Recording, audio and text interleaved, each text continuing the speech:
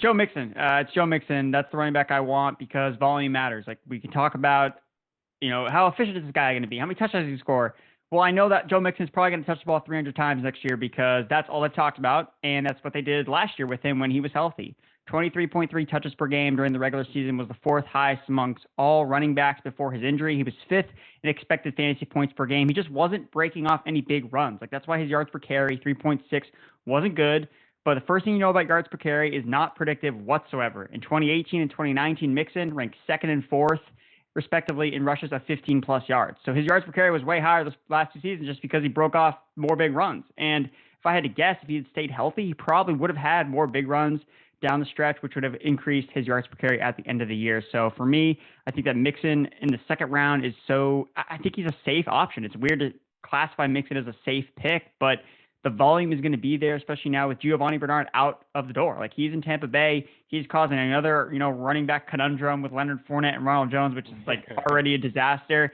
And that's why he's gone now. The mustache is gone, it's shaved, and Joe Mixon has a slated workload that I absolutely love to get in the second round. I think it's a really good approach if you're picking at the back end of the first round. You go after one of these high-priced wide receivers, a Diggs, Adams, Tyreek Hill. You bring it back with a bell cow like Joe Mixon. I think that's a really solid start to a draft. So you think FanDuel will update their pitcher and get rid of that stash on Mixon?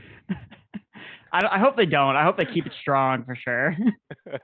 Got to keep it strong. Hey, man, you bring up a lot of good points. RB 11 last year in just points per game from a full point standpoint. RB 14, ADP 19 in NFFC leagues, high stakes leagues, where people are putting their money on the line over the past 4 weeks. I think he's a pretty good target as well. The volume is there. I got him at RB 12, which may be a little bit unfair, but you mentioned the touches, 23.3 touches per game in 2020, 19.8 carries per game. And what I noticed from Mixon, it's not that he can't catch the ball, 30 catches as a rookie, 43-35, but he was on pace, Andrew, to blow past his career highs. 21 grabs on 26 targets in just 6 games.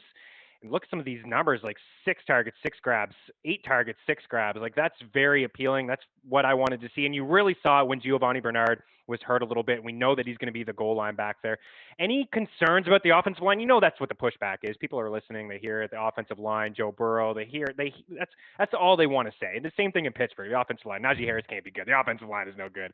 Any pushback at all to some of those people who say, what about the offensive line? No, because it's the volume is what matters. Like right. That's what actually matters. Like you look at some of these more efficient running backs, like a J.K. Dobbins, like running behind a great offensive line. Okay, yeah, he averaged 6 yards per carry last year down the stretch, and he finishes like the RB 12 because he was splitting time with Gus Edwards. So for me, it doesn't matter to me. Like it doesn't matter. We're also not always great at projecting how good an offensive line is going to be. We talked about heading into last year, the Rams offensive line. Oh, it sucks. Terrible offensive line. Oh wow, they turned from worst to top 10 in one season like that. So I think that just banking on the offensive line in your analysis, especially when I guarantee a lot of people can't even name all the offensive linemen that are even starting on those respective teams. I know I can't, but I know at the same time, I know where the touches are going. They're going to Joe Mixon, and that's why I'm backing him as a second round pick. Volume is king, man. And volume and opportunity, especially inside the red zone, is absolutely king as well.